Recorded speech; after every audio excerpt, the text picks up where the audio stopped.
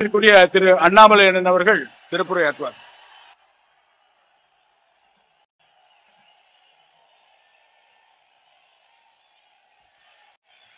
வெற்றிவேல் முருகனுக்கு, வீரவேல் முருகனுக்கு.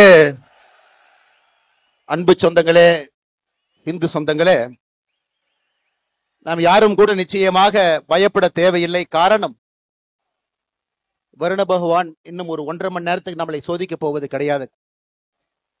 இது மலை துளிகள் என்று சொல்வதை விட இது கண்ணீர் துளிகள்.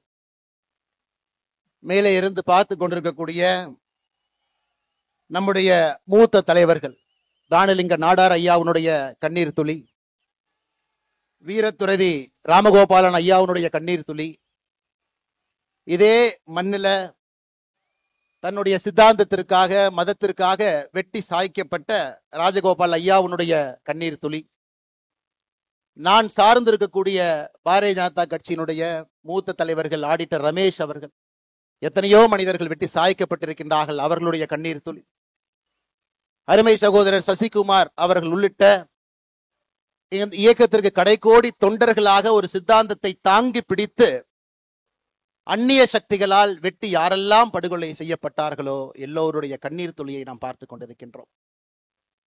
இவ்வளவு பெரிய ஒரு கூட்டம், எழுச்சியான ஒரு கூட்டம், ஒரு மதத்தை சார்ந்தவர்கள், வாழ்வியல் முறையை பின்பற்றக்கூடியவர்கள், நம்முடைய நிலத்தினுடைய கடவுள் தமிழ் கடவுள் முருகபெருமானை மையமாக வைத்து மதுரை மாநகரத்தில் சங்கமித்து இந்து முன்னணி அவர்கள் ஏற்பாடு செய்திருக்கக்கூடிய இந்த கூட்டத்திலே நாம் எல்லாம் பங்கேற்றுக் கொண்டிருக்கின்றோம். இது ஒரு சாதாரணமான ஒரு கூட்டம் இல்லைங்க. ஒரு இனம் தன்னுடைய குரலை உரக்க சொல்லிக் கொண்டிருக்கிறது, தன்னுடைய உரிமையை நிலைநாட்ட வேண்டும் என்று விரும்புகிறது, தன்னுடைய வாழ்வியல் முறையை யாரும் தொந்தரவு செய்யக்கூடாது என்று ஏங்கிக் கொண்டிருக்கிறது. அப்படிப்பட்ட இந்து சமுதாயத்தினுடைய இனத்தினுடைய சொந்தங்கள் எல்லோரும் இங்கே வந்திருக்கின்றீர்கள். பெரியவர்கள், தாய்மார்கள், சாது சன்னியாசிகள், எல்லா மடத்தினுடைய பாரம்பரியம் மிக்க மடத்தை தாங்கி பிடிக்கக்கூடிய ஆன்மீகவாதிகள் ஐயா எல்லாரும் மேடையில் இருக்கிறாங்க. RSS பேரிய இயக்கத்தினுடைய மூத்த முன்னோடிகள் மேடையின் மீது இருக்கின்றார்கள். இந்து முன்னணியினுடைய தலைவர் அண்ணன் காடேஸ்வர சுப்பிரமணியம் அவர்கள் இருக்கின்றார்கள். நான் சார்ந்திருக்கக்கூடிய பாரதிய ஜனதா கட்சியினுடைய தலைவர் அன்புக்குரிய அண்ணன் நயினார் நாகேந்திரன் அவர்கள், எல்லா மூத்த தலைவர்கள் மேடையின் மீது இருக்கின்றார்கள். மிக முக்கியமாக இந்த நிகழ்ச்சிக்காக தன்னுடைய பொறுப்பை எல்லாம் விட்டுவிட்டு, இதுதான் என்னுடைய முதல் பொறுப்பு, எங்கே சனாதன தர்ம பிரச்சனைக்கு உள்ளாக்கப்படுகிறதோ அங்கே நான் இருப்பேன் என்று சொல்லி இந்த நிகழ்வுக்கு ஆந்திரா மாநிலத்தினுடைய துணை முதல்வர் அண்ணன் பவன் கல்யாண் அவர்களும் கூட இங்கே நம்மோடு வந்து நின்று கொண்டிருக்கின்றார். அருமை சொந்தங்களை, ஒரே ஒரு நிமிஷம் யோசிச்சு பாருங்க. உலகத்துல யூதர்கள், ஜூஸ், மொத்த மக்கள் தொகையில வெறும் 0.2 விழுக்காடு இருக்கிறாங்க. 0.2 விழுக்காடு. அவர்களுடைய வாழ்வியல் முறையை தொந்தரவு செய்வதற்காக வெறும் 0.2 விழுக்காடு இருக்கக்கூடிய ஒரு இனம் 4 நாடுகளோடு சண்டை போட்டு நின்று கொண்டிருக்கின்றார்கள். 4 நாடுகளோடு. அந்த ஊர்ல இன்னைக்கு போய் நீங்க பாத்தீங்கன்னா அங்க இருக்கக்கூடிய குழந்தைகள் எல்லாம் பள்ளிக்கூடத்தை மொத்தமாக மூடி இருக்கின்றார்கள். ஹாஸ்பிட்டல் எல்லாமே கீழே கொண்டு போயிட்டாங்க, அண்டர் கிரவுண்டுக்கு. அந்த நாட்டை ஆளக்கூடிய தலைவர்கள் இதற்காகத்தான் மக்கள் எங்களுக்கு வாக்களித்திருக்கின்றார்கள், என்னுடைய வாழ்வியல் முறையை யார் தவறு செய்தாலும் வாழ்வியல் முறைக்கு தொந்தரவு செய்தாலும் எதிர்த்து நிற்போம் என்று இஸ்ரேல் நாடு நின்று கொண்டிருக்கிறது. இன்னொரு பக்கம் அமெரிக்காவை பாருங்க. நேற்று அவர்களுடைய விமானம் 37 மணி நேரம் தரையிலே படாமல் பறந்து வந்து இன்னொரு நாட்டின் மீது குண்டை வீசிவிட்டு திரும்ப சென்றிருக்கின்றார்கள். உலகம் முழுவதும் பார்க்கிறோம். ஆனா இந்தியால ஆபரேஷன் சிந்தூர் நடத்தப்பட்டால் சில மனிதர்களுக்கு பிரச்சனை. அதை நாம் நல்லா புரிஞ்சுக்கணுங்க ஐயா. எதற்காக இந்த இனம் இங்கே ஒன்றாக நிற்கிறது, எதற்காக அதனுடைய குரல் உரக்க கேட்கப்பட வேண்டும் என்று இருந்தால், நம்ம ஊர்ல மட்டும்தான் நம்முடைய வாழ்வியல் முறையை தொந்தரவு செய்து ஏப்ரல் 22ஆம் தேதி பெஹல்காம்ல நீ எந்த வாழ்வியல் முறையை பின்பற்றுகின்றாய், நீ இந்து மதமா என்கின்ற ஒரே காரணத்திற்காக 26 மனிதர்களை தனித்தனியாக நிறுத்தி நெத்தி புட்டிலே சுற்று கொண்டு விட்டு இந்த மதம் இருக்கக்கூடாது என்று ஒருவர் நினைக்கின்றார். பதிலுக்கு பதிலாக எல்லை தாண்டி அந்த பயங்கரவாத நாட்டுக்குள்ள நம்ம போயிட்டு வரும் பொழுது மட்டும்தான் நம்முடைய நாட்டுல சில பேர்த்துக்கு பிரச்சனை. நன்றாக உணர்ந்து கொள்ள வேண்டும். நன்றாக உணர்ந்து கொள்ள வேண்டும். இஸ்ரேல் எப்படி நிக்கிறான் பாருங்க, அமெரிக்காக்காரர் எப்படி நிக்கிறான் பாருங்க. இன்னைக்கு இந்தியர்கள் முதலாக நாம் பார்க்கின்றோம், நம்முடைய கண் முன்னால் நாம வாழக்கூடிய சம காலகட்டத்தில் நாமும் எழுந்து நிற்கின்றோம். என்னுடைய வாழ்வியல் முறைக்கு பிரச்சனை வந்தால் எழுந்து நிற்பேன், திருப்பி அடிப்பேன் என்று. அன்பு சொந்தங்களே, அதற்காகத்தான் இந்த மதுரையில முருகபெருமானுடைய மாநாடு நடந்து கொண்டிருக்கிறது. காரணம், இந்துக்களை பொறுத்தவரை சின்னதாக யாராவது தொந்தரவு பண்ணா நம்ம பெருசா கண்டுக்க மாட்டோம், பரவாயில்ல மன்னிச்சு போயிடும். பெரிதாக தொந்தரவு செய்தாலும் கூட அதையும் கண்டுக்க மாட்டோம், மன்னிச்சு போயிடும் சொல்லுவோம்.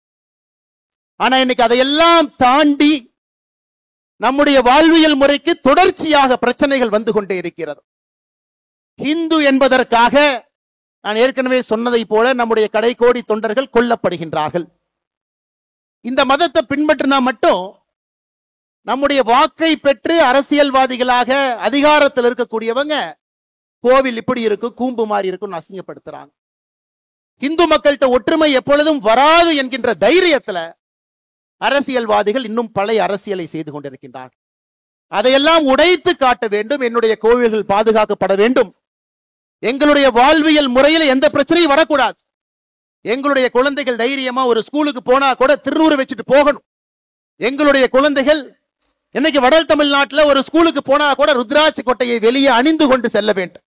இதெல்லாம் இன்னைக்கு மக்களுக்கு ஏற்படக்கூடிய பிரச்சனையாக இருக்கிறது. அன்பு சொந்தங்கள், அதற்கெல்லாம் இந்த முருகர் மாநாடு தேவைப்படுகிறது.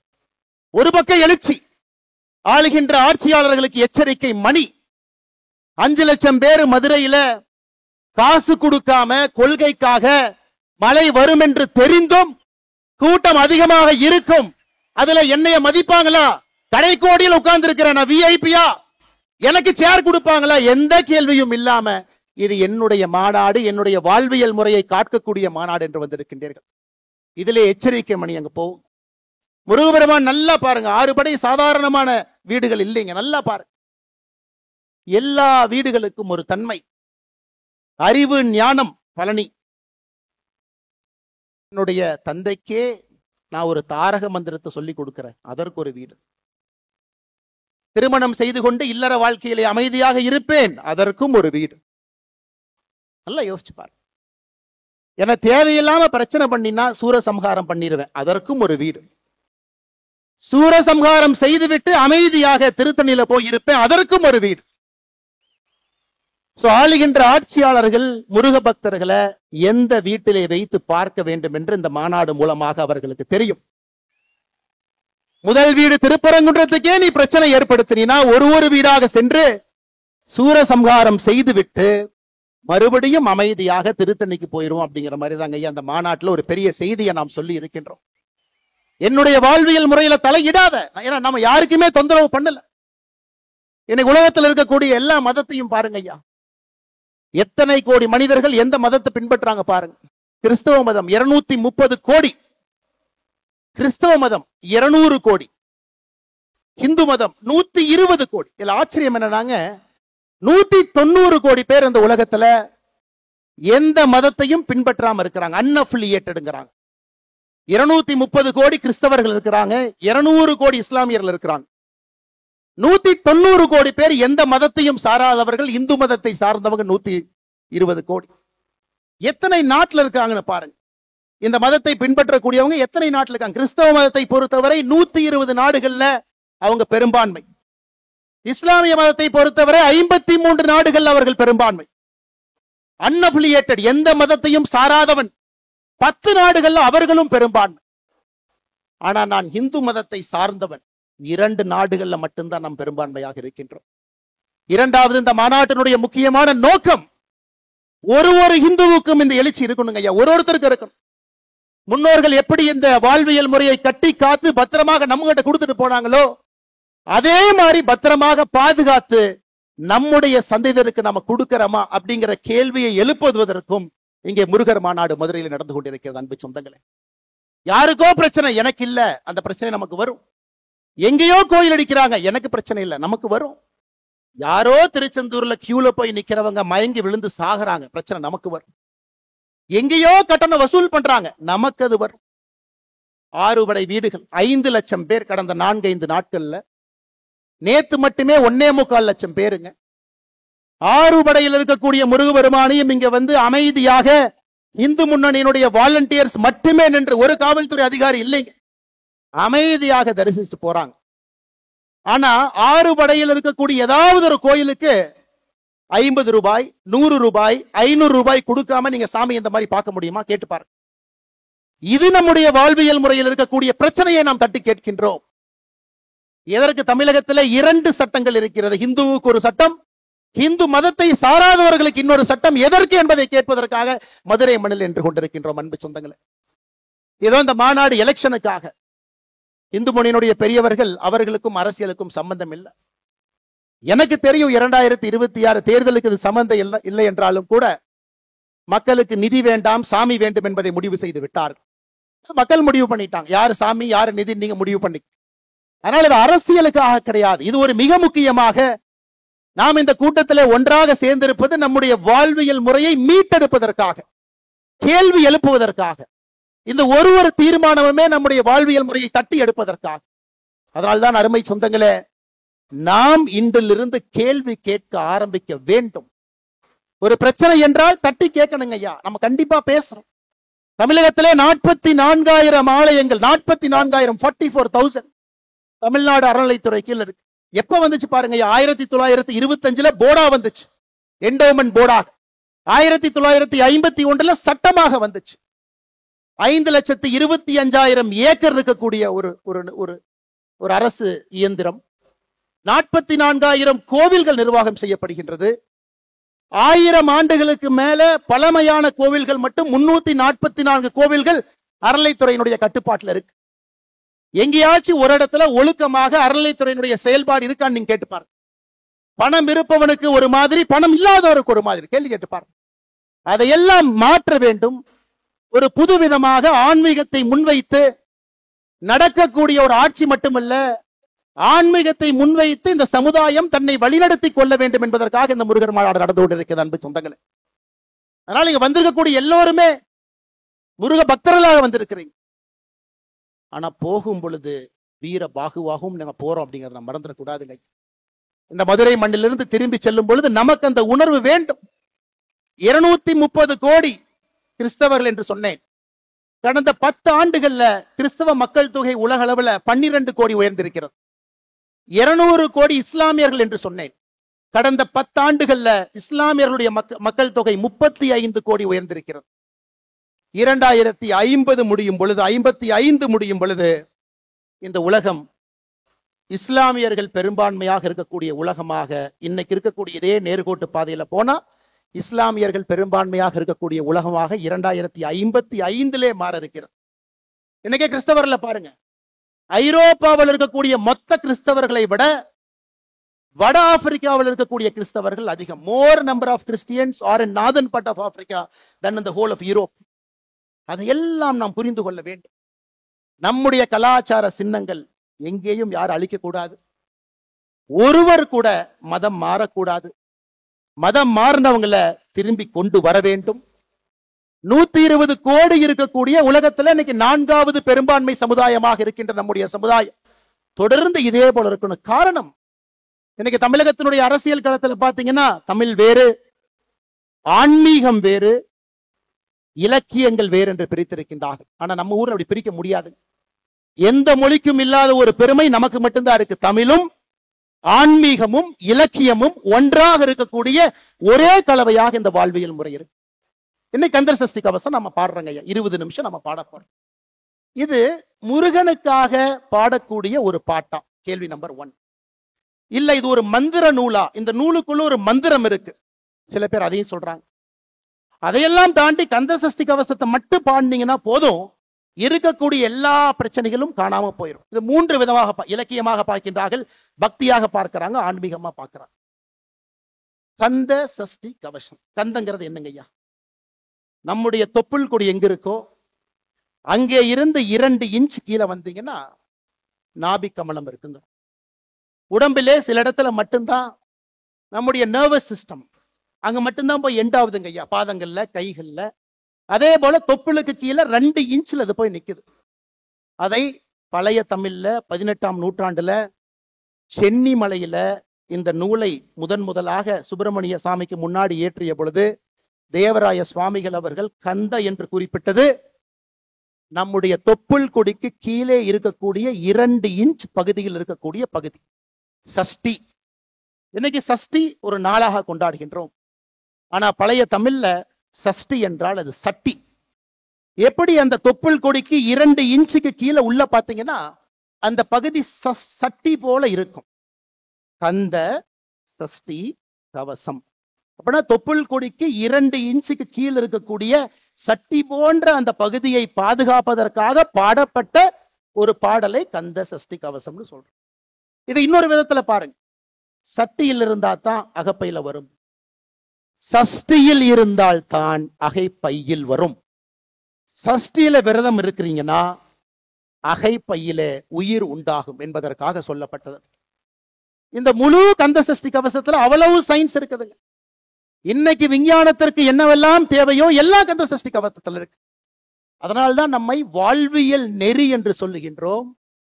தமிழ் மொழியிலே ஆன்மீகமும் அறிவியலும் கலந்திருக்கிறது என்று சொல்லுகின்றோம். இந்த மொழியை பிரிச்சு பார்க்க முடியாது. அதை திரும்ப எப்ப நம்ம மையப்பகுதி கொண்டு வர போகின்றோம்? ஒரு கந்த சஷ்டி கவசத்திலிருந்து ஆரம்பிச்சு ஒரு விஷயம் நாம் பேசலாங்க ஐயா. ஒரு விஷயம். அன்பு சொந்தங்களே, இன்று நாம் பாடக்கூடிய கந்த சஷ்டி கவசத்தை முழுமையாக நாம் பாடுவோம். சஷ்டி ஒரு நாள்லையும் முருகன் கோவில்ல வரும்பொழுதெல்லாம் கந்த சஷ்டி கவசத்தை பாடுவோம். அதையெல்லாம் தாண்டி இங்க இருக்கக்கூடிய மனிதர்களுக்கு பெரிய வேலை இருக்குதுங்க. வட இந்தியாவுக்கு போனீங்கன்னா மகா புராணங்கள் என்று சொல்லுவார்கள்.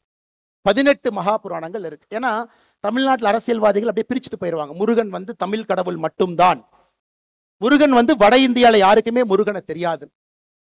வட இந்தியாவில் இருக்கக்கூடிய மகா புராணத்தை எடுத்துக்கிட்டீங்கன்னா 18 மகா புராணமும் சேர்ந்து 95,000 ஸ்லோகன் இருக்கு. ஆனா ஒரே ஒரு ஸ்கந்த புராணத்துல மட்டும் 1,00,000 ஸ்லோகன் இருக்கு. ஸ்கந்த புராணம் எப்ப வந்துச்சு? அதை கண்டுபிடிச்சது ஆங்கிலேயன். கேம்பிரிட்ஜ் பல்கலைக்கழகத்தில் இருக்கக்கூடிய செசில் பெண்டால் 1898 நேபாள ஓலைச்சுவடைகளை கண்டுபிடித்து இதுதான் ஸ்கந்த புராணம் கண்டுபிடிச்சாங்க. ஆனா இன்னைக்கு அவர் கண்டுபிடித்தது வெறும் 81,000 ஓலைச்சுவடிகள் தான், ஸ்லோகங்கள் தான். அப்படி என்றால் அவ்வளவு விஷயம் இருக்குதுங்க. அவ்வளவு விஷயங்கள் இருக்கு. நிறைய நாம் என்ன கண்டுபிடிக்கணும். ஆட்சியாளர்கள் அதற்காக நிதி கொடுக்கணும். நம்முடைய பண்டைய தமிழ் நாகரிகம், கலாச்சாரம், வழிபாடு எல்லாத்தையும் தேடி படிக்கணும். ஏன்னா இன்றைய காலகட்டத்திற்கு தேவையான எல்லா பிரச்சனைகளுக்கான தீர்வு அதில் இருக்குதுங்க ஐயா. ஒரே ஒரு உதாரணம் இன்னைக்கு நாம சொல்றோங்க ஐயா. இன்னைக்கு நாம சொல்றோம் திருப்புகளே பாத்தீங்கன்னா அதிர்ஷ்டவசமாகத்தாங்க ஐயா அச்சுக்கு வந்துச்சு. 2 உதாரணத்தை மட்டும்தான் நான் கொடுக்குறேங்க. 1871 கடலூர் கோர்ட்ல சண்டை போட்டுக்கிறாங்க சிதம்பரம் கோவிலுடைய தீட்சிதாரும் ஆங்கிலேயர்கள். அன்னைக்கும் தீட்சிதார்கள் சொல்றாங்க இந்த கோவில்ல வழிபடுற உரிமை எங்களுக்கு மட்டும்தான் இருக்கு. வெள்ளக்கார ஜட்ஜு சொல்றாரு, எப்படி வழிபடுவீங்க, பாடி காட்டுங்க அப்படின்னு. தீட்சிதார்கள் பாட ஆரம்பிக்கின்றார்கள். அந்த கோவில்ல டைப்பிஸ்ட் தட்டச்சிரா சுப்பிரமணிய பிள்ளைன்னு ஒருத்தர் இருக்கார். அருமையா இருக்கே இந்த பாட்டு. தீட்சிதார தனியா கூப்பிட்டு, ஐயா ஒரு பாட்டு பாடுறீங்க, என்னங்க ஐயான்னு கேட்கிறாங்க. ஐயா இதுதாங்க ஐயா திருப்புகழ் அப்படிங்கிறாங்க. 5 நூற்றாண்டுகளாக 13ஆம் நூற்றாண்டிலிருந்து வார்த்தையாக இல்லாமல் வெறும் வாயிலே பாடிக்கொண்டிருக்கிறார். அதை கேள்விப்பட்டோடனே சுப்பிரமணிய பிள்ளை அங்கேயே தன்னுடைய வேலையை விட்டு அவர் உட்கார்ந்து திருப்புகளை அச்சில ஏத்துறாங்க. இந்த மாதிரி பல விஷயங்கள் இதெல்லாம் ஒளிஞ்சு கிடக்குதுங்க ஐயா. அவ்வளவு இடத்துல இருக்கு. 5400 ஆண்டுகள் பழமையான தமிழினம் என்று சொல்லுகின்றோம். ஆனால் 5400 ஆண்டுகளாக எப்படி வாழ்ந்தார்களோ அதுபோல் வாழ்வதற்கு அரசியல்வாதிகள் நம்மை விடுவார்களா என்கின்ற கேள்வியும் நாம கேட்போம். அதுதான் அருமை சொந்தங்களே, இது போன்ற மாநாடுகள் இன்னும் நடந்து கொண்டே இருக்கும். ஒரு பிரச்சனை வரும் பொழுதெல்லாம் நாம் ஒன்று சேருவோம். அதைவிட முக்கியம் எதற்காக ஒன்று சேருகின்றோம் என்பது முக்கியம். நம்முடைய இனத்தினுடைய அடையாளத்தை தைரியமாக தீர்க்கமாக வெட்ட வெளியில அதை நாம் வெளிப்படுத்த வேண்டிய கட்டாயம் இருக்கு. யாருக்கும் நாம் எதிரி கிடையாது. 2 நாடுகள்ல மட்டும் பெரும்பான்மையாக இருந்தாலும் கூட நம்ம யாருக்கும் எதிரி இல்லைங்க. அதை தைரியமா நீங்க காட்டுங்க. நேத்து திருப்பரங்குன்றத்தில் அரசியல்வாதி ஒருத்தர் வர்றார், இன்னைக்கு எம்பியா இருக்கார், ஒரு முக்கிய கட்சியினுடைய தலைவர். கோவில்ல சாமி கும்பிட்டு வர்றார். 4 நாட்களுக்கு முன்பு ஒரு அம்மா செல்ஃபி கேட்கிறாங்க. நெத்தியில் இருக்கக்கூடிய திருநூரை அழித்து விட்டு புகைப்படம் எடுத்து அந்த அம்மாவை அனுப்பி வைக்கிறாங்க. இவர்கள் ஓட்டு பிச்சை எடுக்க நம்மிடம் 2026 தேர்தலில் வருவாங்க. அன்னைக்கு கோயிலுக்கு போவாங்க. அன்னைக்கு நம்மை பற்றி நன்றாக சொல்லுவாங்க. அதை எல்லாம் நம்ம உணர்ந்துக்கணும். இந்துக்கள் நன்றாக உணர்ந்து கொள்ள வேண்டும், நாம் யாருக்கும் எதிரி இல்லை. நம்மை எதிரியாக நினைப்பவர்களுக்கு நாம் எதிரி என்பதிலே மிக மிக மிக தெளிவாக இருக்க வேண்டும் அன்பு சொந்தங்கள். அது மட்டும் இல்லாம இன்னைக்கு பாருங்க, உலகத்தில் இருக்கக்கூடிய எத்தனையோ நகரங்கள் அழிந்து கொண்டிருக்கிறது. டெட்ராய்ட் ஒரு காலத்துல உலகத்தில் இருக்கக்கூடிய ஆட்டோமொபைல் அங்க இருந்தாங்க வந்துச்சு. 10 ஆண்டுகள் அமெரிக்காவில் டெட்ராய்டினுடைய மக்கள் தொகை மட்டுமே 25 விழுக்காடு குறைஞ்சிருக்கு. அப்ப எந்த நகரங்கள் செழிப்பா இருக்குன்னு பாத்தீங்கன்னா கோவிலை சார்ந்த நகரங்கள் மட்டும்தான் செழிப்பா இருக்கு. யுஎஸ்ல அட்லாண்டிக் சிட்டி கேம்பிளிங்காக ஆரம்பிச்சாங்க, காணாம போயிருச்சு. டெட்ராய்ட் மேனுஃபேக்சரிங்காக ஆரம்பிச்சாங்க, காணாம போயிருச்சு. ஆனா கோவில்களை சார்ந்து இருக்கக்கூடிய நகரத்தை பாருங்க, மதுரை முதல் சங்கம், இடைச்சங்கம், கடை சங்கம், 4வது சங்கத்தை தாண்டி நின்று கொண்டிருக்கிறது. பாருங்க, கோவில்கள் எங்கே எல்லாம் இருக்கின்றதோ அந்த நகரத்தை ஒரே நிமிஷம் கூர்மையா பாருங்க. காசிய பாருங்க, உஜ்ஜயினை பாருங்க. தமிழகத்துல கோவிலுக்காங்க பஞ்சம். 44,000 கோவில்கள் என்று சொல்லுகின்றோம். அதையெல்லாம் தாண்டி எத்தனை எத்தனை இலக்கியங்கள், எத்தனை கோவில்கள் இயற்றப்பட்டிருக்குன்னு மட்டும் ஒரு நிமிஷம் யோசிச்சு பாருங்க ஐயா. ஒரே நிமிஷம் யோசிச்சு பாருங்க. திருப்புகழ் பாடல் பெற்ற தலங்கள் 120 ஐயா. தேவார பாடல் பெற்ற ஸ்தலங்கள் 274 சிவாலயங்கள். மங்கள சாசனம் பெற்ற 108 திவ்ய தேசங்கள், 33 சக்தி பீடங்கள். எல்லா நகரமுமே ஒரு கோவிலை சார்ந்திருக்கின்ற காரணத்தினால் அந்த நகரத்துக்கு அழிவு இல்லை, அந்த கலாச்சாரத்திற்கு அழிவு இல்லை, அந்த தமிழ் மக்களுக்கு அழிவு இல்லை. இன்னைக்கு இருக்கக்கூடிய திமுக கட்சி அரசியல் பேசக்கூடாது இருந்தும் ஒரு சின்ன விஷயத்தை அரசியலாக பேசவில்லை. 5400 ஆண்டுகள் சந்தோஷம். 5400 ஆண்டுகள். ஏன் 5400 ஆண்டுகள் என்றால் கோவில்களை சார்ந்து இந்த கலாச்சாரம் இருந்ததால் 5400 ஆண்டுகள். இதை நம்ம நல்லா புரிஞ்சுக்கணுங்க ஐயா. அதனால் நம்முடைய கடமை, இன்னைக்கு இந்தியாவில் எத்தனையோ நகரங்கள், ஐயா பவன் கல்யாணம் அவங்க வந்திருக்கிறாங்க. சமீபத்தில் திருப்பதி கோவிலினுடைய சொத்தை எஸ்டிமேட் பண்றாங்க. The total asset of Tirupati temple. Tirupati டெம்பிளை பொறுத்த வரைக்கும் இந்தியாவில் 917 இடத்துல ப்ராப்பர்ட்டி வச்சிருக்கிறாங்க, சென்னை உட்பட. மொத்தமாக அசஸ் பண்ணி பார்த்தா திருப்பதி மட்டுமே 2,47,000 கோடி ரூபாய் சொத்து திருப்பதியில் இருக்கக்கூடிய ஏழுமலையானுக்கு இருக்கு. 2,47,000 கோடி. தமிழ்நாடு அரசனுடைய ஒரு பட்ஜெட்டுங்கிறது 3 லட்சம் கோடிங்க ஐயா. அதனால் ஆன்மீகம் சார்ந்த அரசியல், ஆன்மீகம் சார்ந்த வாழ்வியல் நெறி, ஆன்மீகம் சார்ந்த பொருளாதாரம் வரும் பொழுது மட்டும்தான் முருகன் நிம்மதியாக இருப்பார். முருகன் நிம்மதியாக இருக்கும் பொழுது நாம் நிம்மதியாக இருப்போம். நாம் நிம்மதியாக இருக்கும் பொழுது நம்முடைய கலாச்சாரம் நிம்மதியாக இருக்கும். அன்பு சொந்தங்களே, இதையெல்லாம் நீங்க கொஞ்சம் கவனத்தில் எடுத்துக்கங்க. இவ்வளவு தூரம் வந்திருக்கிறீங்க. போகும் பொழுது வரும் பொழுது எதுவும் நமக்கு நடக்காது. காரணம், எப்பொழுதும் முருகபெருமான் நம்ம கிட்ட இருந்து பார்த்துக்கிட்டே இருக்கிறான். எனக்கு முன்பு சிரவை ஆதீனம் சாமி பேசும் பொழுது ஒரு அற்புதமான கந்தர் அலங்காரத்தை சொல்லிட்டு இதை மட்டும் சொல்லுங்க போதும் என்றார். ஐயாவுடைய அனுமதியோடு மறுபடியும் உங்கள் முன்னாடி நான் சொல்றேன். நாள் என் செய்யும். இன்னைக்கு நாள் சரியில்லை, செவ்வாய்க்கிழமை பண்ணாதீங்க, புதன்கிழமை பண்ணாதீங்க. நாள் என் செய்யும், வினைதான் என் செய்யும். ஒரு வினை என்னதான் பண்ணிரும். என்னை நாடி வந்த கோள் என் செய்யும். சனி பகவான் வந்துட்டாரு, சுக்கர பகவான் வந்துட்டாரு, சூரிய பகவான் வந்துட்டார். கொடும் கூற்று என் செய்யும். நாள் என் செய்யும், வினைதான் என் செய்யும், என்னை நாடி வந்த கோள் என் செய்யும், கொடும் கூற்று என் செய்யும்.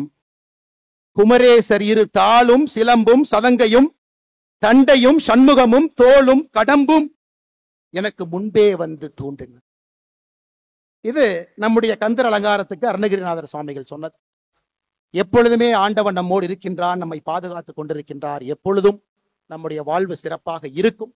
அதனாலதான் பாருங்க, மழை வந்த மழை கூட நின்று இருக்கிறது. ஏன்னா பவன் கல்யாணம் அவங்க பேசி கந்தர் சஷ்டி கவசம் முழுவதுமாக முடிந்து அதன் பிறகு தீபாராத்தனை சாமிக்கு காட்டி நமக்கு காட்டும் வரை மழை வரப்போவது கிடையாது. கண்ணீர் துளிகள் மட்டும் வந்து கொண்டிருக்கும். இப்படிப்பட்ட சிறப்பாய்ந்த ஒரு மாநாடு நடத்தியதற்கு, இந்துக்களை எல்லாம் ஒருங்கிணைத்து காட்டியதற்கு, எத்தனையோ மனிதர்கள் பெயர் தெரியாம இந்த இயக்கத்துல டிராபிக்கை ரெகுலேட் பண்ணிட்டு இருக்கிறாங்க. முன்னாடி இல்லாம ரோட்ல அவ்வளவு பேர் நிற்கிறாங்க. அத்தனை இந்த பேர் இயக்கத்தினுடைய தொண்டர்கள் நின்று கொண்டிருக்கின்றார்கள். பாரதிய ஜனதா கட்சியினுடைய தொண்டர்கள் வந்திருக்கின்றீர்கள். அனைத்து இந்திய அண்ணா திராவிட முன்னேற்ற கழகம் சார்பாக 4 முன்னாள் அமைச்சர்கள் தொண்டர்கள் வந்திருக்கின்றார்கள். சாதாரண பொதுமக்கள் வந்திருக்கின்றார்கள். முருக பக்தர்கள் வந்திருக்கின்றார்கள். அழைப்புதல் வாங்கிய கட்சி தலைவர்கள் எல்லோரும் தங்களுடைய தொண்டர்களை, தலைவர்களை அனுப்பியிருக்கின்றார்கள். அப்படிப்பட்ட சிறப்பு வாய்ந்த மாநாடாக நம்முடைய அக்கா கனிமொழி அவர்கள் சொன்னது போல இன்னி தமிழ்நாட்டில் மதுரை முருகர் மாநாட்டுக்கு முன்பு, மதுரை முருகர் மாநாட்டுக்கு பின்பு என்றுதான் அரசியல் சரித்திரம் இருக்கும். அதை நடத்தி காட்டியதற்காக என்னுடைய மனமார்ந்த வாழ்த்துக்களையும் நன்றிகளையும் தெரிவித்துக் கொள்கின்றேன். நன்றி, வணக்கம். பாரத் மாதா கி ஜெய்.